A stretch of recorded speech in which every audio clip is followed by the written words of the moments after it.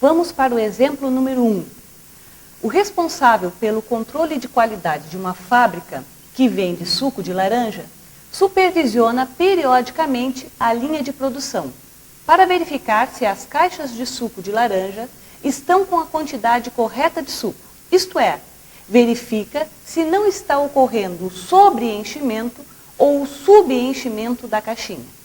Em média, o volume das caixas de suco é de 1,5 litro. 1,5 é a média populacional. E o desvio padrão populacional é de 0,2 litro. Então, 1,5 é Mi, representado pela letra grega Mi. E 0,2 representado por sigma, que é o desvio padrão populacional.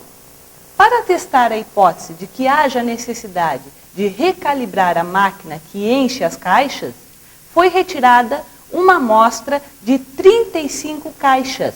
35 é o tamanho da amostra representado pela letra N minúsculo. Então, 35 caixas de suco. A média encontrada foi de 1,43 litro. Isso quer dizer que a média da amostra X barra é de 1,43. A um nível de significância de 5%, teste as hipóteses e diga sua conclusão. Vamos resolver o exemplo número 1. Então, os dados retirados do problema. Média populacional, 1,5. Desvio padrão populacional, 0,2. Tamanho da amostra, 35. Média da amostra, 1,43. E o nível de significância, que é 5%, que é 5 dividido por 100, 0,05. Primeiro, nós devemos identificar as hipóteses. A hipótese nula e a hipótese alternativa. Então, lembrando que o sinal de diferente, maior ou menor sempre deve estar na hipótese alternativa. E o sinal de igual, maior igual ou menor igual na hipótese nula. Então, observando o exercício, lendo o exercício, nós podemos verificar que o supervisor, ele quer verificar se é um sobreenchimento ou um subenchimento, quer dizer, a caixinha de suco, ela vai com mais de 1,5 ou menos de 1,5. Então, o que ele quer, na verdade, verificar? Que a média é diferente de 1,5 ou não? A média é igual a 1,5. Então, são essas hipóteses que ele deseja testar. Se a média de litro de suco na caixinha é de 1,5, ok? Ou se ela é diferente de 1,5. Então, primeiro passo, a montagem das hipóteses. Podemos verificar, então, o sinal da hipótese alternativa é diferente. Então, baseado no sinal da hipótese alternativa, nós podemos verificar que temos um teste bilateral. Então, eu terei área nas duas extremidades da curva. Este ponto aqui, nós vamos verificar que é o Z crítico. Por que nós estamos usando a distribuição normal? Porque eu tenho aqui sigma conhecido, o desvio padrão populacional é conhecido. Então, quando ele é conhecido, a distribuição é normal. Então, esse ponto aqui é o Z crítico. Nesse lado negativo, outro lado positivo. Aqui no centro nós temos o zero. O nível de significância me determina as áreas que eu tenho na extremidade. Então, como vocês viram nas transparências, isso aqui é alfa sobre 2. Então, esta área aqui, ela é de 0,025. E aqui 0,025. Para determinarmos o Z crítico, nós precisamos, como estamos usando a distribuição normal, nós vamos usar a tabela da normal, nós precisamos saber esta área aqui, que é 0,475.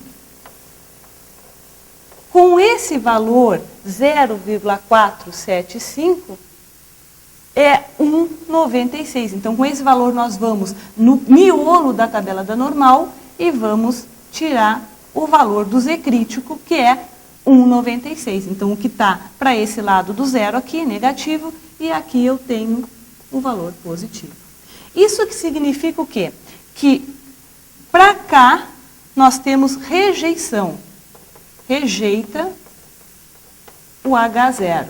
Quer dizer que eu vou calcular agora a estatística de teste e se ela cair nesta área aqui, eu vou rejeitar a hipótese nula. No miolo aqui nós temos aceita H0. E para cá, rejeita o H0. Bom, então, a primeira etapa nós já fizemos. Quer dizer, descobrimos que é uma distribuição normal, eu conheço o sigma da população. Descobrimos que o teste é bilateral, porque o sinal da hipótese alternativa. Já achamos o Z crítico com o alfa dividido por 2, que deu 0,025 para cada extremidade. Agora nós vamos calcular a estatística de teste, que é igual à média da amostra menos a média populacional sobre o sigma, que é o desvio padrão populacional, dividido por raiz de n. Então aqui nós temos uma média amostral de 1,43 menos a média populacional de 1,5, dividido pelo desvio padrão populacional, que é 0,2, ele ainda está dividido pelo tamanho da amostra, que é de 35. Então, este valor aqui, eu vou colocá-lo aqui em cima, Z de teste, ele resultou num valor de menos 2,07. Então, podemos observar que no gráfico aqui desenhado ao lado, menos 2,07 está para cá. Então, aqui eu tenho 2,07. Então, esse valor caiu na área de rejeição. Então, eu rejeito a hipótese nula. O que significa rejeitar a hipótese nula? Então, o que eu tenho evidências para afirmar, baseados nos dados amostrais, é que a caixa ela não recebe exatos 1,5 litro.